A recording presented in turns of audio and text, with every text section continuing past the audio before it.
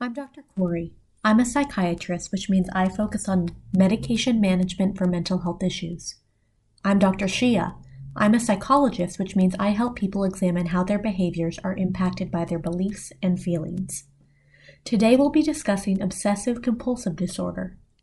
OCD is different than just being afraid of germs. While contamination is the most common obsessive concern, there are in fact many subtypes of obsessions.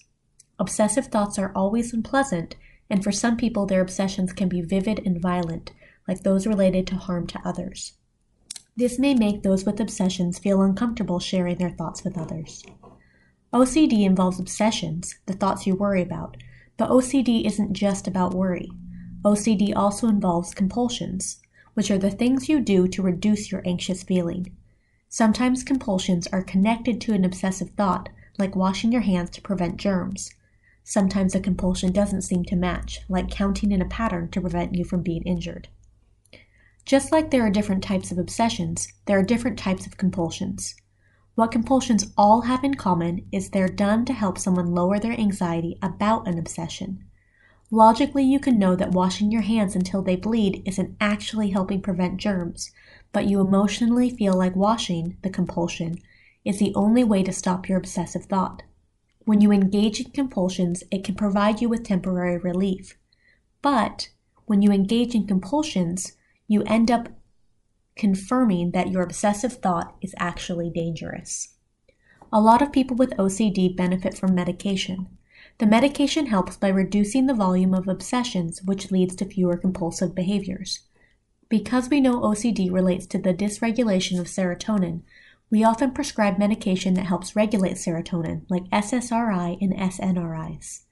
Visiting a psychiatrist is a good idea if you want additional clarity about your condition or if you're considering medication. Typically, a visit to a psychiatrist's office will involve a long first meeting where we go over your mental and physical health history. We'll ask a lot of questions about your symptoms to make sure you're properly diagnosed. Research has found it takes 14 years on average for a person to receive proper treatment for OCD, which can occur because diagnoses are incorrect. Medication is most effective in conjunction with therapy, so your psychiatrist may provide a referral to a therapist who can provide evidence-based treatment for OCD. When you work with a therapist, they can help you adjust your thinking and get used to feeling uncomfortable physical sensations. Your OCD tells you that your obsessive thoughts are dangerous, should be avoided, and require compulsions to reduce the anxious feeling. In therapy, we'll work on countering inaccurate thinking so when you hear an obsessive thought, you can point out how that thinking isn't helpful or logical. We'll also use exposure response prevention, ERP, which is the gold standard treatment for OCD. In ERP, we expose you to the things that you're afraid of and let you sit with uncomfortable feelings without engaging in a compulsion. We do this gradually so that you can prove to yourself that obsessive thoughts aren't as dangerous as you thought. When the obsessions aren't dangerous, your anxiety is lowered and you don't feel the need to engage in compulsions. Therapeutic treatment can last between 15 and 30 sessions.